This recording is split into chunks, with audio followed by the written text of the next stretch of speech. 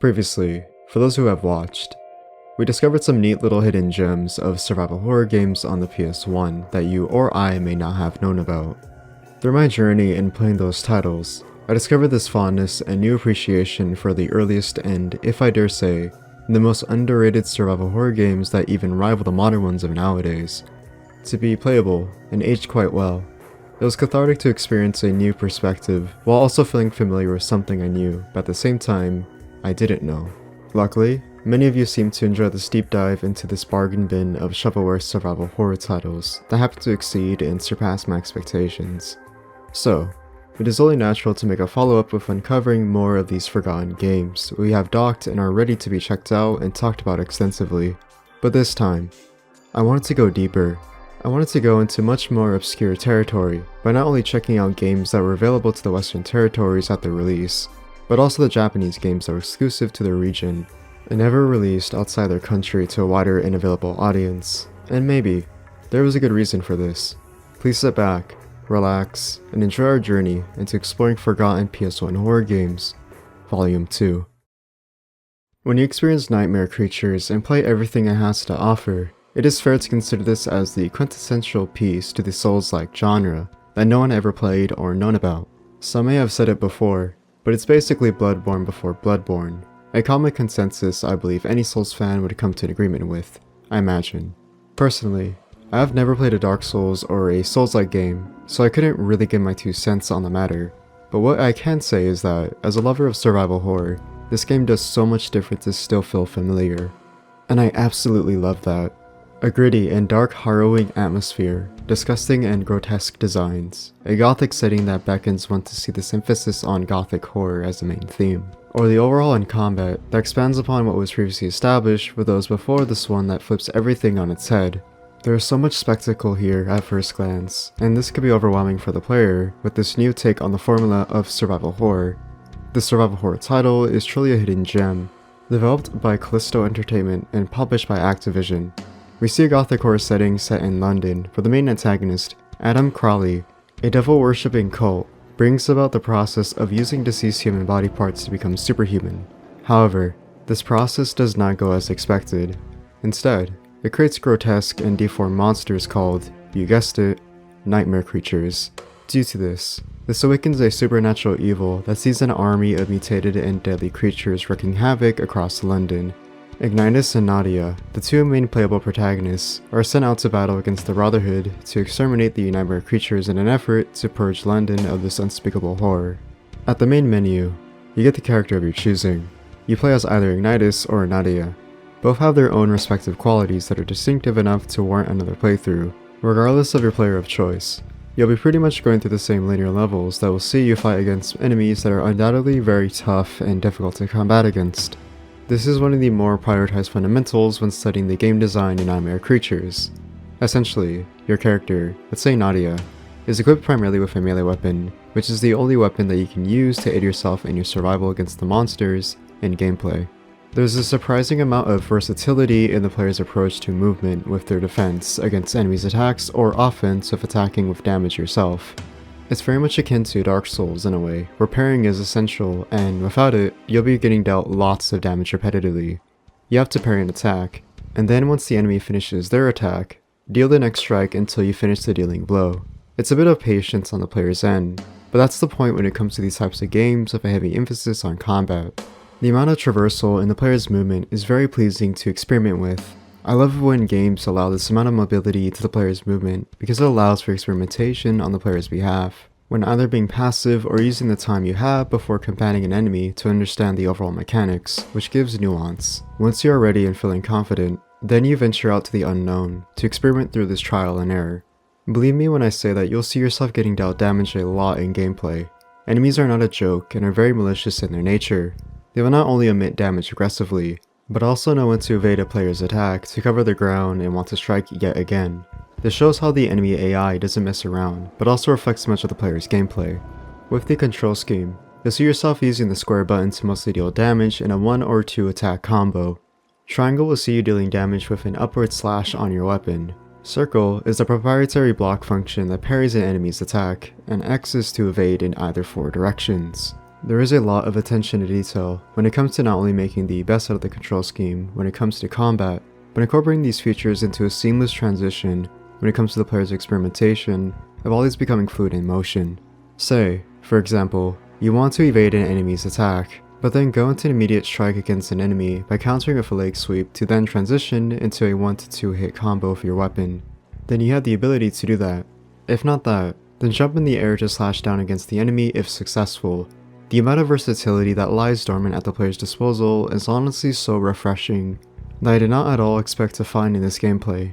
It felt like I was right at home with this gameplay because of how familiar it felt. Yet it was difficult enough to implant this message into me that this isn't the typical roundabout I'm accustomed to. The experimentation here is practically essential to have any further level of progression that you'll need to figure out through this failure. But even though it may come off as foreboding, it allows for room for growth. One of the biggest reasons why I'm such a huge fan of character action games, or in general, the survival horror genre. I had a great time playing this game, and I can see why people recommended me this gothic survival horror gem. It may not incorporate the obligatory fixed camera angles, item management and a limited inventory, or the tank controls that we are accustomed to, but I would say that this survival horror experience is unique in itself to make it worth investing your time into.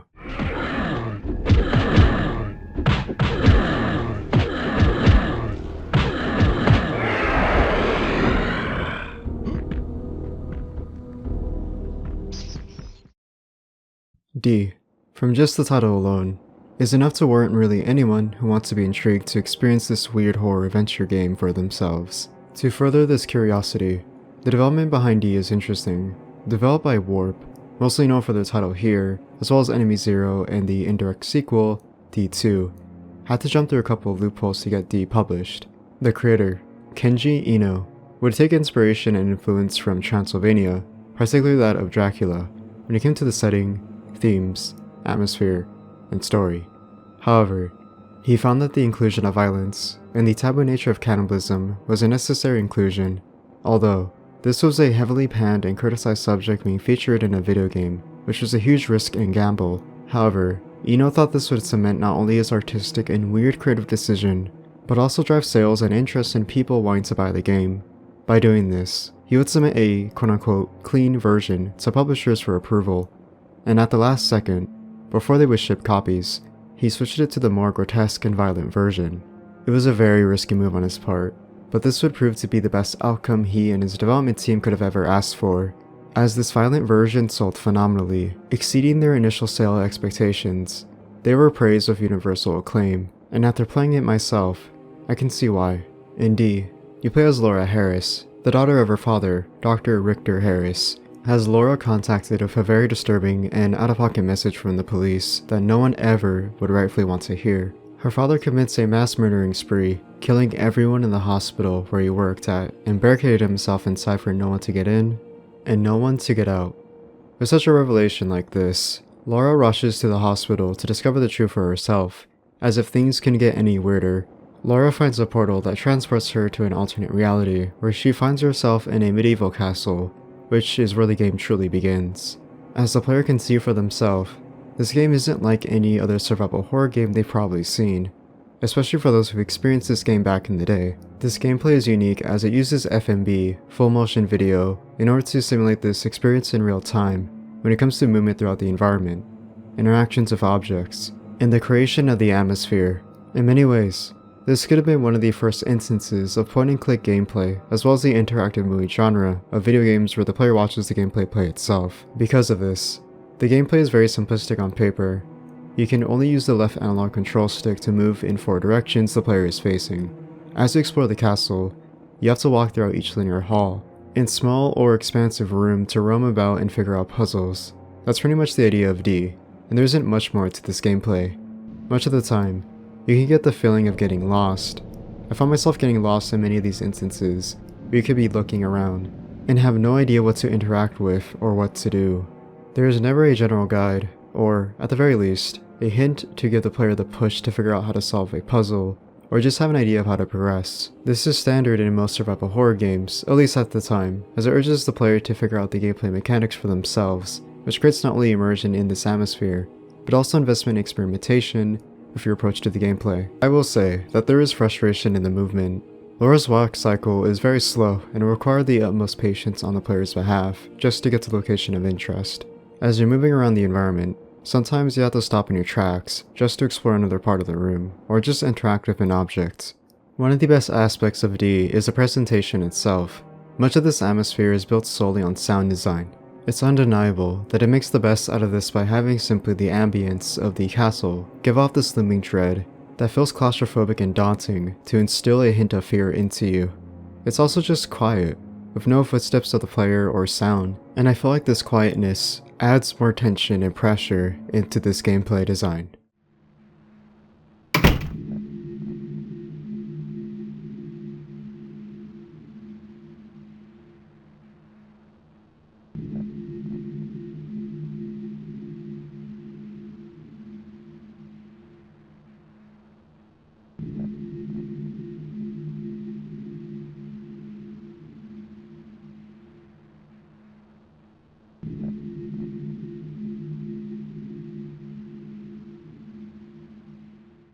To add on to this, the cinematics of the FMV cutscenes, while unintentional, give off this unsettling vibe to the player because of how uncanny the 3D models of the characters look.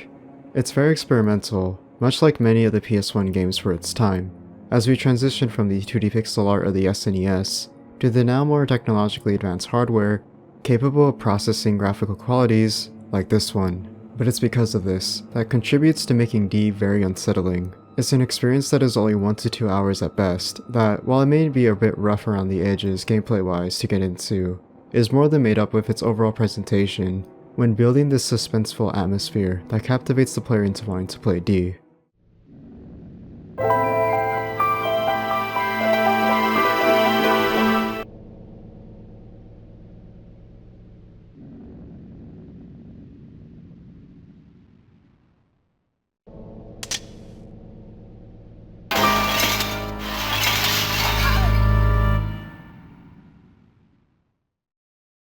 If there was a Japan-only PS1 horror game that cemented the transition from the Western PS1 horror games to the now more obscure and downright unsettling and eerie Japan-only PS1 horror games we are covering, then it would be this game in particular.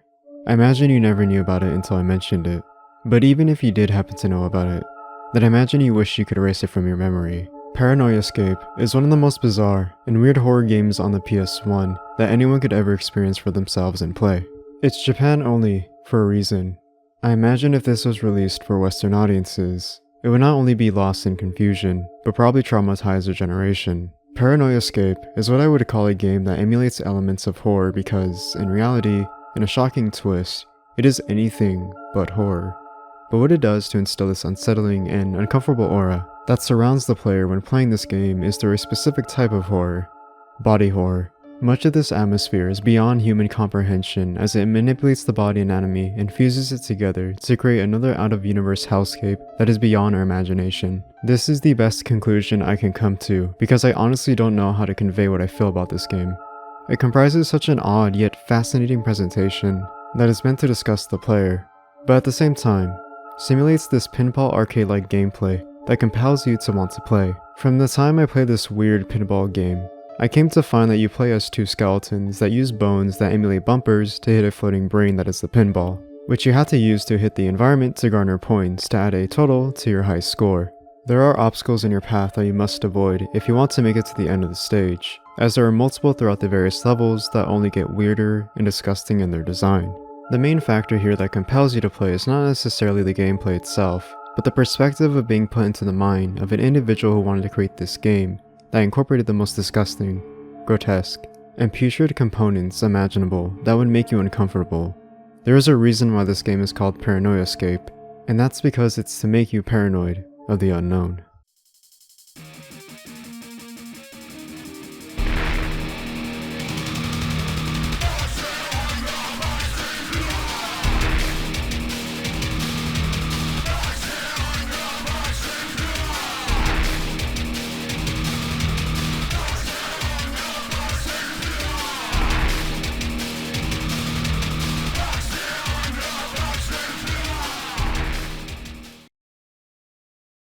PS1 owners who lived elsewhere other than Japan had the misfortune of the inability to have access to Japan-only exclusive games on the PS1.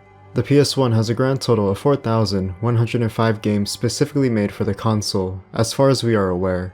Half of this was released to international countries, while the other half, the total being 2,365, region-locked to Japan only. Games that would mostly be inaccessible for many years. This would change, however, due to the hard dedication applied by fans of the PS1, who invested much of their time translating these Japanese-only titles with an English release and sometimes other foreign languages as well, such as Spanish. This is honestly the best outcome for any fan who is a huge lover of not only the PS1, but really wants to experience these obscure titles, such as the one I'm covering today called Iru, also known as in English, Something Is Here. Iru is one of the many PS1 only titles to get a fan translation and become playable for English speakers. In Iru, you play as Tatsuya Inaba, an exchange student attending a high school located on an island that is implied to have strong cultural traditions that are heavily implied, foreshadowing the more recurring theme in the gameplay. While here, you find yourself helping other classmates at a cultural festival that will take place the following day. This requires them to be all hands on deck as they stay overnight to prepare for everything. However, once they find themselves past after dark, they are mysteriously locked in the high school and cannot get out. This leads to lots of discussion amongst the students with confusion, drama, and fear with the unannounced and ominous atmosphere that takes place in the school, which leads to many of your classmates being killed one by one.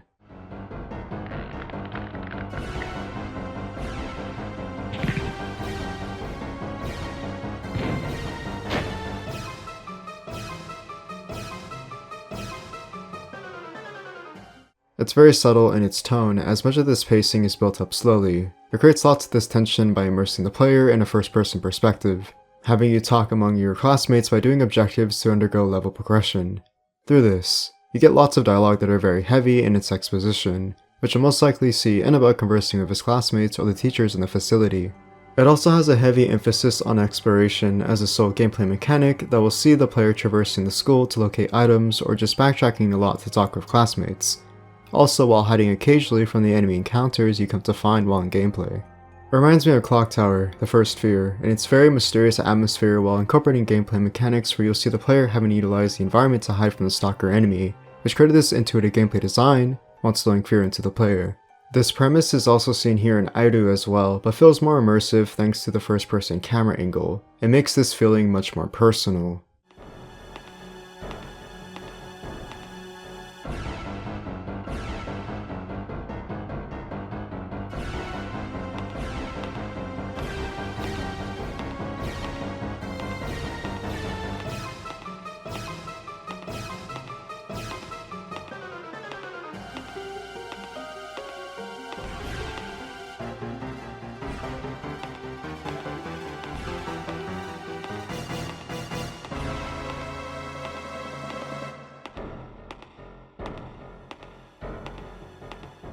However, while this does sound like good elements that should have a good payoff, what the game suffers heavily from is this constant abundance of heavy exposition amongst the characters. You will be talking a lot of the time to talk to other characters in the game, which I would argue makes up a good chunk of the gameplay where you'll have to backtrack consecutively to do these monotonous tasks where it will see the player just talking repetitively to the same cast members, which makes the progression slow in its pacing. A good hour passed, and I just explored the same building over and over again, to where I felt like I was just getting bored and was questioning to myself, where is the horror? The horror is here, but that buildup is a very, very slow burn, which will require the player to have to wait patiently to get there. And I think the payoff is decent, reaching its climax once you witness the death of your classmates unfold in front of you. I do like this hide-and-seek mechanic, but the bombastic music ruins the tension a bit. Having a soft ambience that is very low and quiet creates even more of a formidable atmosphere, even better if having no music at all whatsoever, and just the ambience of the stalker enemy's footstep closing in on your position. From what I played of Iru, it is just okay. The build-up could be done better, but I will say the atmosphere is very well done. This will just require lots of patience on the player's behalf.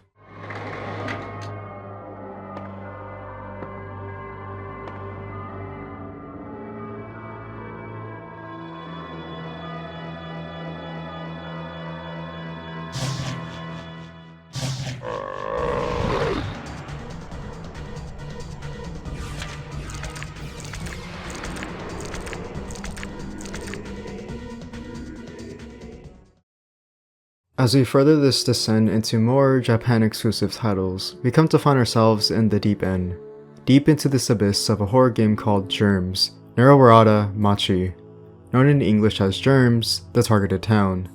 This is a very obscure horror game that I found while conducting research that I honestly can't come to understand or find the words to what to talk about when it comes to this game. There is so much variety, complexity, and replayability found in this seemingly small yet massive open world that fills you with so much reason to go about and explore. One of the main gameplay mechanics that the game pushes the player to use to their best efforts.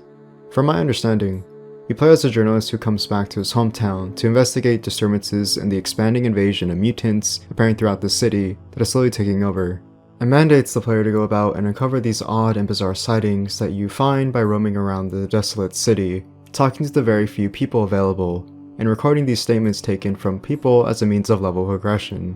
It sounds very simple on paper, but in the end, it isn't.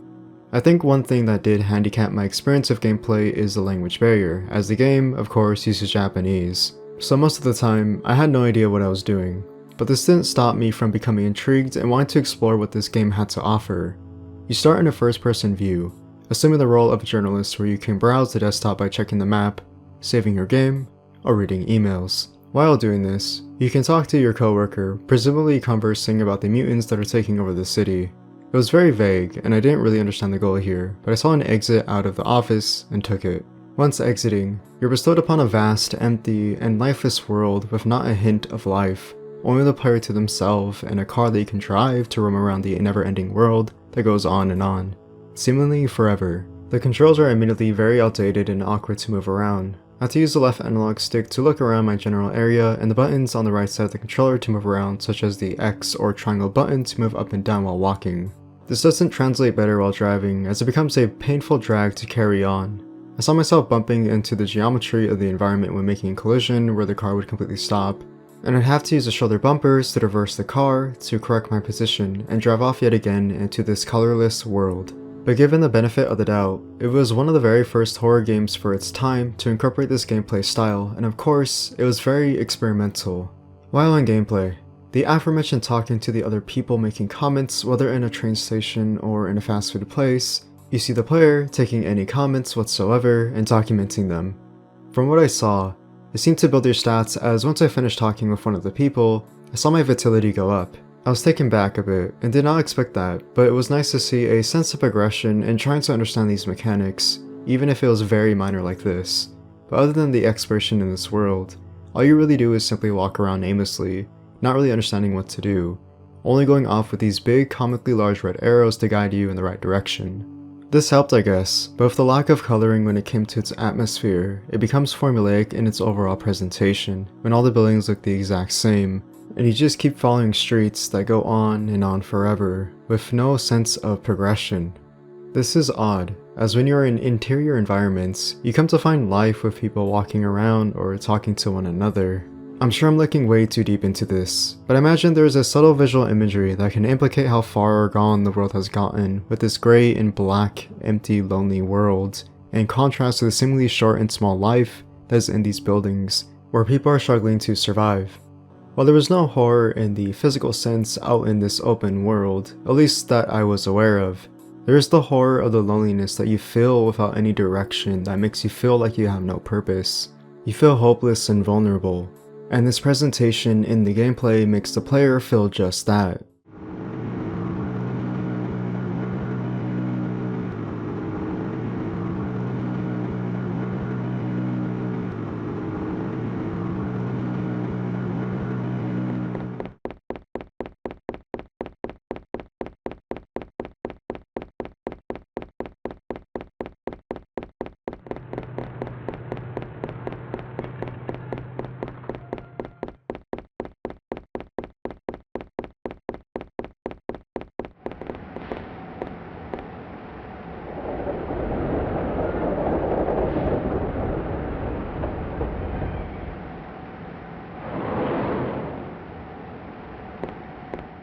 Supposedly, there's an integration of a combat system to battle against the mutants, but I personally never once encountered any enemies in-game after wandering aimlessly for a couple of hours.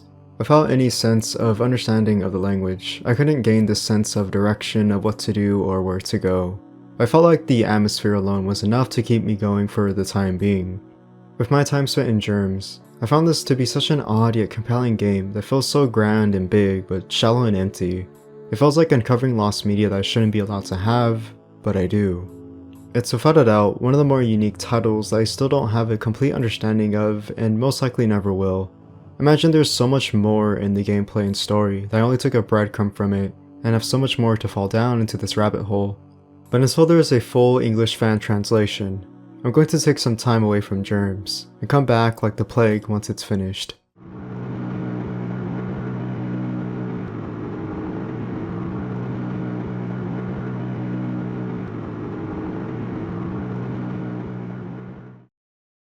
Picture yourself awakening in a world that is completely unbeknownst to you. A world that you have never visited, only being accessible in your dreams. Dreams that are vivid in their creativity and expressive in their imagination. Dreams where you find yourself exploring and getting lost in, where you walk aimlessly. Not trying to find a way out, but rather trying to understand this dream the more you dive deeper into this nonsense. This absurdity that you have no recollection of nor will have an understanding of once you awaken from this weird dream of yours. Something you want to desperately piece together, but you just can't. A fragmented memory that is scattered across as pieces that are there to collect to try over and over to piece this obscure puzzle. This is the impression I got when playing LSD Dream Emulator. This is a horror game that I don't understand and I imagine no one ever will. But I believe that this is the point of the game. There is no point in trying to decipher the secret message that is hidden in its environment. There is no objective other than to explore to your heart's content to traverse this other world that is not possible to explore in real life, but only in a life that is in our dreams. Dreams we have every day. The things you see in LSD Dream Emulator are at first glance weird and trippy, which reflects that of someone possibly taking LSD, and the experience is very reminiscent through this gameplay. Of course, that is one way to look at it, but I'm sure the idea here is exploring these worlds by the dreams we have. There is so much variety in this never-ending and expansive world that gives so much depth to this gameplay that it makes up for the lack of gameplay mechanics you'd find in any survival horror game, or just any game in general. This emulates that early adaptation of the walking simulator where you do nothing but simply walk through this linear or expansive open world environment where you either interact with the inanimate objects to further this level progression, or just walk and follow a path that leads you into the right direction. The same can be said with the gameplay here. Finding yourself in a portside city late at night, seeing the parking lot, the shipping docks, or the buildings that lay across this port. As you further this exploration, seeing everything it has to offer, it gives this familiarity that maybe you, the player, may have been here before at some point in your life.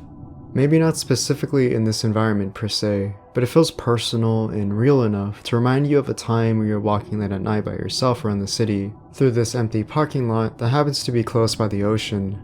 How about walking in this huge vast field of trees, where there's nothing but grass and hills, that could go on for miles and miles, in this very expansive valley, that feels like a hike you take with your friends or family, or this walk on the coast of the beach, where you see this crystal blue ocean, with its glistening blue water that sparkles and shines, while the rays of the sunlight beam off of it, giving this hint of beauty.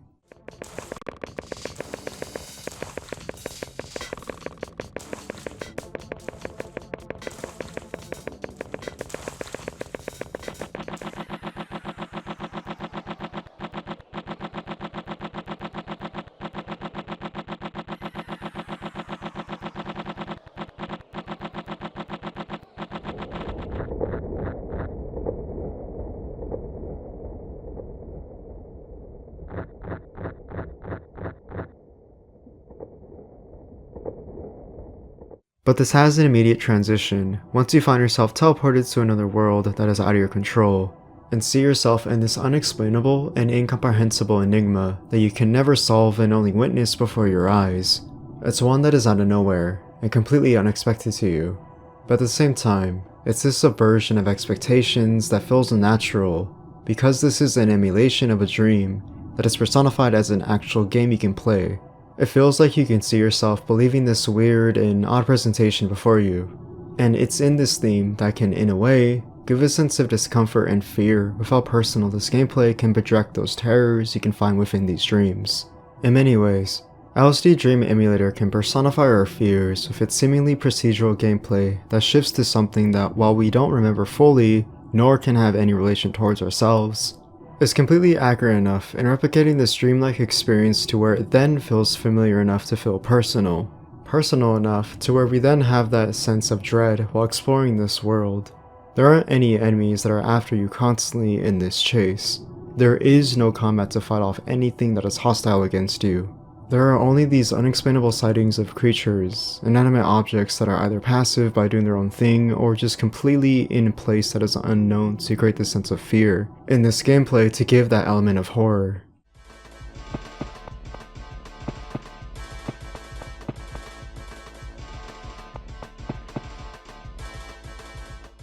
There is so much here in this game that I imagine is still open-ended to be explored and isn't fully completely understood to this day, over 2 decades later, where this dedicated community to LSD Dream Emulator is still unraveling this fascinating oddity that still gives something new to wake up to the next day and explore.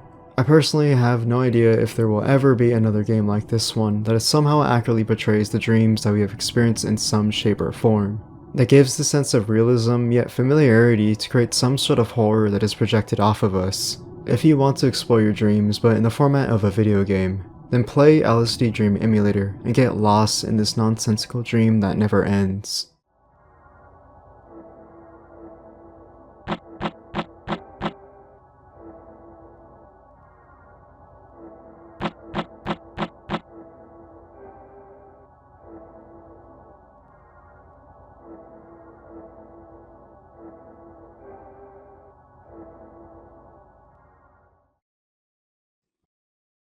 Well, there you have it everyone. Here's my list of recommendations when it comes to the backlog of PS1 horror games for those interested in expanding their horizons beyond just the Western horror games that have become forgotten or obscure over the years. I do wish deeply that many of these Japan-only PS1 horror games did get a port to the West. Well, at least some of them, as I imagine it would allow many of those outside of Japan to enjoy the weirder and more traditional horror, which is Japanese horror itself, compared to Western horror.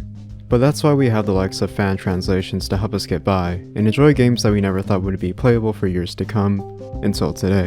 I want to thank you so much for watching if you made it this far into the video.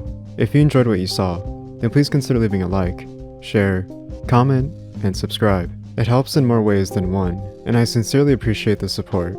Anyways, that's me. Thank you for watching. Please have a great day, stay safe, and goodbye.